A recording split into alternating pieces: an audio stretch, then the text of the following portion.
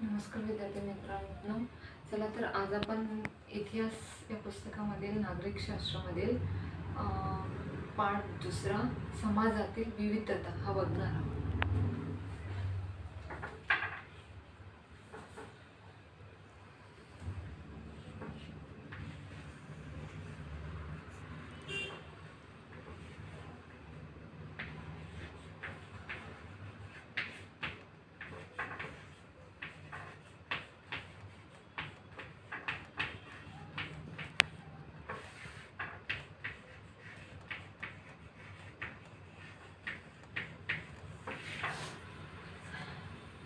आपण मागच्या पाठामध्ये मनुष्याला समाजाची का गरज असते है ना हे बघितलं. माणसाच्या मूलभूत गरजा कोणत्या, माणसाचा विकास कसा झाला हे आपण मागच्या पाठामध्ये बघितलं. तर आता आपण बघणार आहोत समाजातील विविधता. समाजामध्ये काय आढळते? विविधता. आपल्या समाजामध्ये विविध धर्माचे, पंथाचे है ना लोक राहत असतात. एकाच पंथाचे किंवा धर्माचे लोक एका विविध धर्माच्या, प्रत्येकाच्या बोली, भाषा, रूढी, परंपरा काय आहे वेगवेगळ्या आहेत है ना.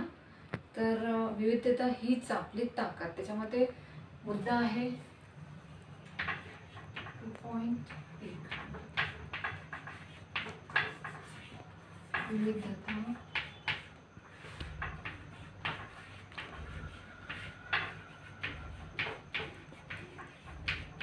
हीच आपली ताकद.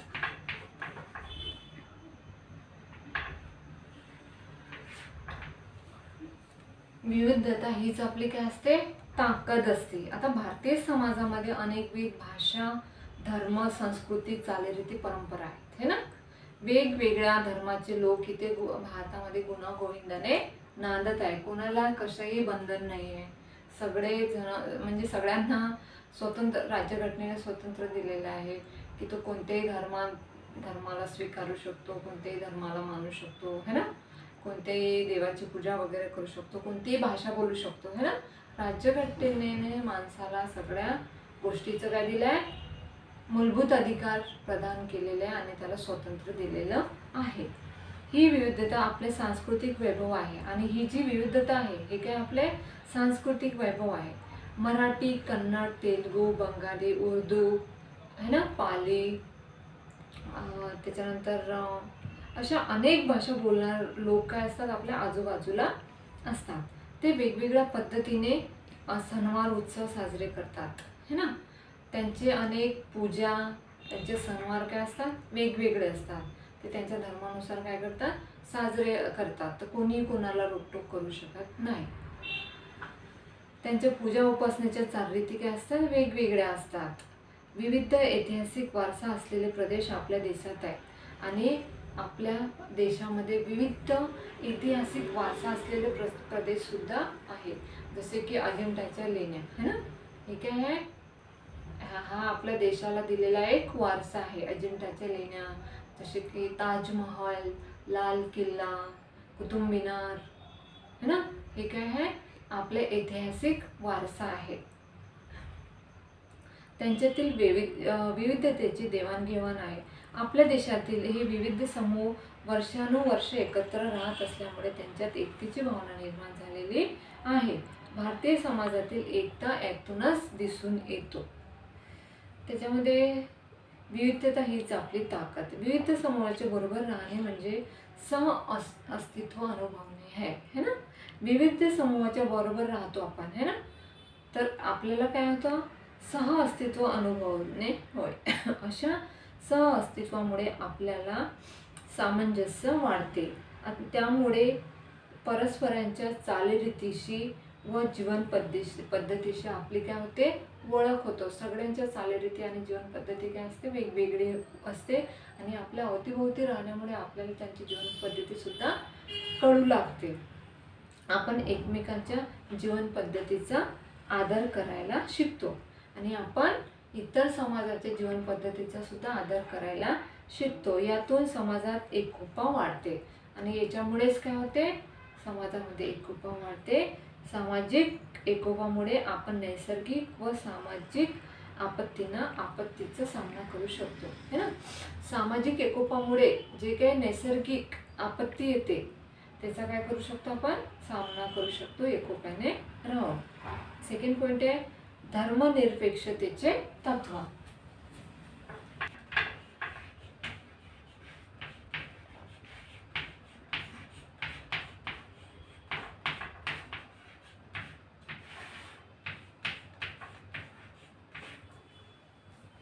धर्मनिरपेक्षतेचे तत्व, है ना. भारतीय समाजात विविध धर्माचे लोक राहतात, है ना. आपल्या राज्यघटनेचे आपले जे राज्यघटना दिली आहे त्याच्यामध्ये धर्मनिरपेक्षता हे काय आपलं एक तत्व आहे, एक मूलभूत तत्व आहे. त्यांच्यातील परस्पर सामंजस्य वाढीस लागावे व सर्वांना आपापल्या श्रद्धेनुसार उपासना करण्याचे स्वातंत्र्य असावे यासाठी आपल्या संविधानात महत्त्वाची तरतूद केलेली आहे, है ना. म्हणजे धर्मनिरपेक्षता, लोक कोणत्याही धर्माला मानू शकतो, त्याला काही बंधन नाही, है ना. तो एका धर्मातून दुसऱ्या धर्म हा स्वीकारू शकतो. त्याला हे राज्यघटनेने यासाठी काय दिलेले आहे, स्वातंत्र्य दिलेले आहे. भारत हे जगातील एक महत्त्वाचे धर्मनिरपेक्ष राष्ट्र आहे आणि या आपल्या भारतामध्ये अनेक धर्मजातीचे लोक राहतात, परंतु आपलं राष्ट्र काय आहे, धर्मनिरपेक्ष आहे. आपलं राष्ट्र कोणत्याही एका धर्माला पाठिंबा देत नाही, है ना, किंवा उत्तेजित करत नाही, तर सगळ्यांना मिळून चालणारं आपलं राष्ट्र आहे. तर आपल्या देशात भाषिक आणि धार्मिक विविधता मोठ्या प्रमाणावर आहे. बट आपल्या देशामध्ये राज्यघटनेने एकूण 22 भाषाला मान्यता दिलेली आहे. अशा खूप साऱ्या भाषा आहेत आपल्या देशामध्ये. वेगवेगळ्या भागातून, वेगवेगळ्या राज्यातून वेगवेगळ्या भाषा बोलल्या जातात. ही विविधता निकोपपणे जपण्यासाठी आपण धर्मनिरपेक्षतेचे तत्व स्वीकारले आहे. आणि आपल्या ज्या भारतामध्ये विविधता आहे भाषेची, धर्माची, हे तत्व जोपासण्यासाठी आपण धर्मनिरपेक्षतेचं तत्व काय केलेलं आहे, जोपासलेलं आहे. आपलं राष्ट्र धर्मनिरपेक्ष आहे, कोणत्याही एका धर्माला प्रोत्साहन देत नाही, है ना, असं आपल्या राज्यघटनेमध्ये तरतूद केलेलं आहे. तर आपल्या देशात राज्य संस्थेने कोणत्याही एका धर्माचा पुरस्कार केलेला नाही. आपली जी राज्यघटना लिहिलेली आहे त्या राज्यघटनेमध्येच उल्लेख केलेला आहे की कोणत्याही एका धर्माचा पुरस्कार करायला नको, है ना. तर प्रत्येक व्यक्तीला आपापल्या किंवा आपल्या पसंतीच्या धर्माची उपासना करण्याचे स्वातंत्र्य आहे. धर्माच्या आधारे व्यक्तीमध्ये भेदभाव करता येत नाही. सर्व धर्माच्या लोकांना राज्य संस्थेकडून समान वागणूक दिली जाते, है ना. जे काही आपलं सरकार आहे ते व्यक्तीमध्ये भेदभाव करू शकत नाही धर्माच्या नावाखाली. त्यांना सगळ्यांना राज्यघटनेनुसार समान हक्क आणि अधिकार प्रदान करावेच लागते. शिक्षण, रोजगार, सरकारी नोकरीच्या संधी सर्वांना उपलब्ध करून दिल्या जातात. त्या धर्माच्या आधारे भेदभाव केला जात नाही, है ना. शिक्षणामध्ये ज्या नोकरीच्या संधी मिळते त्या सुद्धा सगळ्यांना उपलब्ध करून दिलेल्या आहेत. कोणीही धर्माच्या नावाखाली भेदभाव करत नाही. धार्मिक व भाषिक अल्पसंख्याकांचे संरक्षण करण्यासाठी संविधानात विशेष तरतूद केलेली आहे. जे धार्मिक आहे आणि भाषिक अल्पसंख्याक आहे त्यांचे संरक्षण करण्यासाठी संविधानामध्ये विशेष तरतूद केली आहे. जसे अल्पसंख्यांना आपापली भाषिक आणि सांस्कृतिक ओळख जोपासण्याचे स्वातंत्र्य आहे. शिक्षणाद्वारे आपापल्या समाजाचा विकास करण्याचे स्वातंत्र्य त्यांना दिलेले आहे. धर्मनिरपेक्षतेच्या तत्वामुळे भारतीय समाजात धार्मिक सामंजस्य टिकून राहिलेले आहे, है ना. धर्मनिरपेक्षता, आपलं भारत हे धर्मनिरपेक्ष राष्ट्र असल्यामुळे आपल्या समाजामध्ये काय केलेलं आहे, धार्मिक सामंजस्य टिकून राहिलेलं आहे, है ना.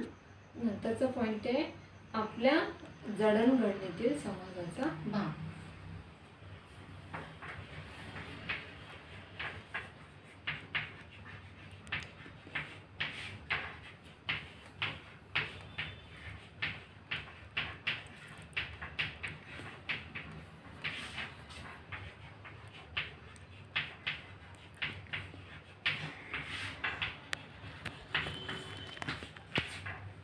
आपल्या जडणघडणीतील समाजाचा भाग.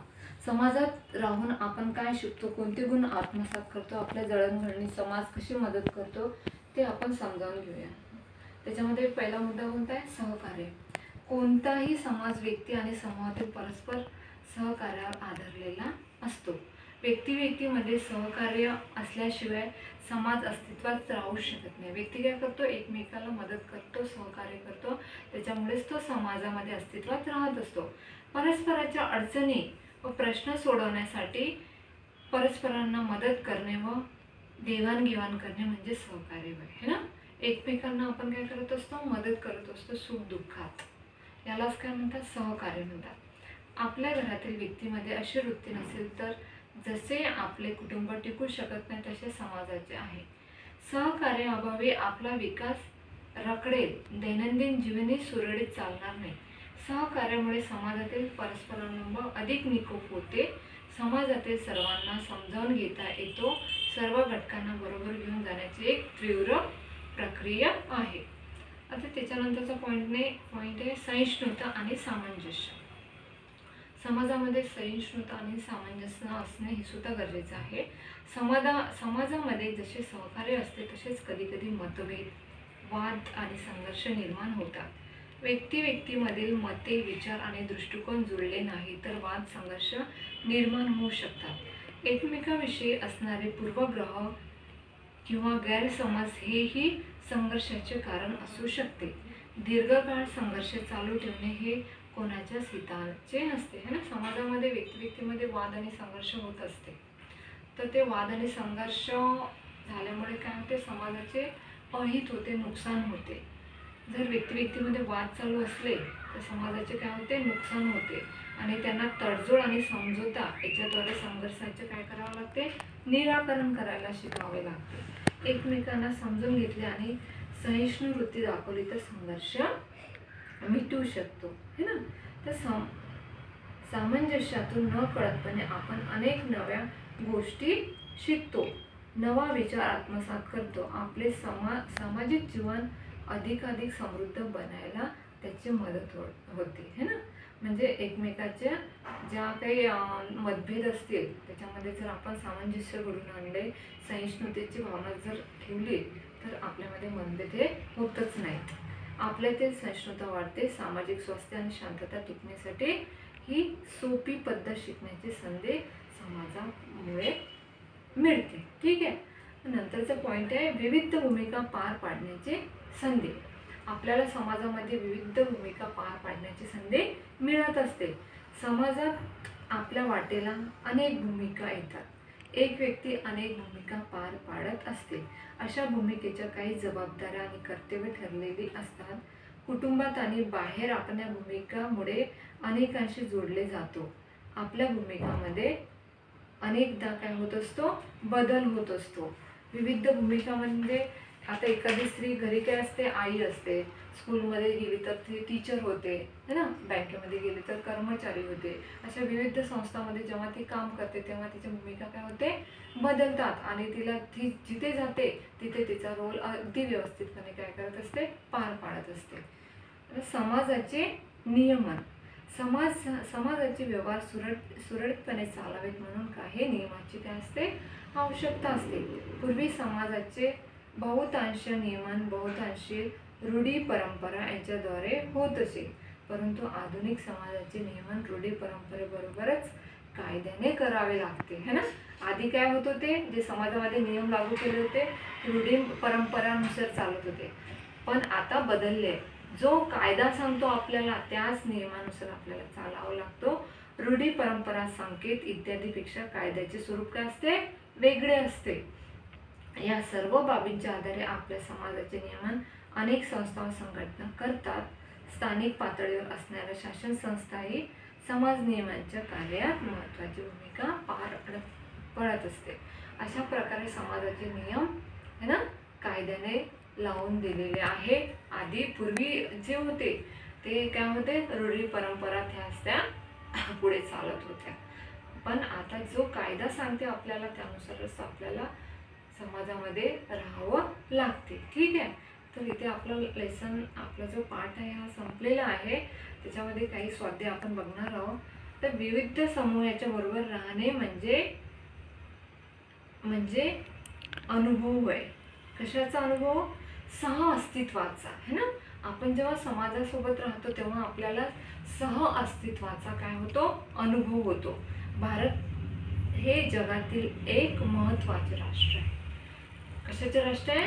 भारत हे जगातील एक महत्त्वाचे राष्ट्र म्हणजे धर्मनिरपेक्ष राष्ट्र आहे, है ना. भारतामध्ये अनेक धर्माचे लोक गुन्हा गोविंदाने नांदतात, परंतु सरकार किंवा आपले जे शासन आहे कोणतेही एका धर्माचा पुरस्कार करत नाही किंवा एका धर्माला पाठिंबा देत नाही. ते सगळ्या लोकांना सोबत घेऊन चालते. त्यामुळे आपला भारत देश हा धर्मनिरपेक्ष राष्ट्र आहे, ना. तर सहकार्यामुळे समाजातील परस्परावलंब अधिक निकोप होते. एकमेकांना सहकार्य केल्यामुळे जो परस्परावलंब होत असतो, है ना, परस्परावलंब असतो तो काय असतो? निकोप असतो. ठीक आहे. तर जे क्वेश्चन आन्सर आहे ते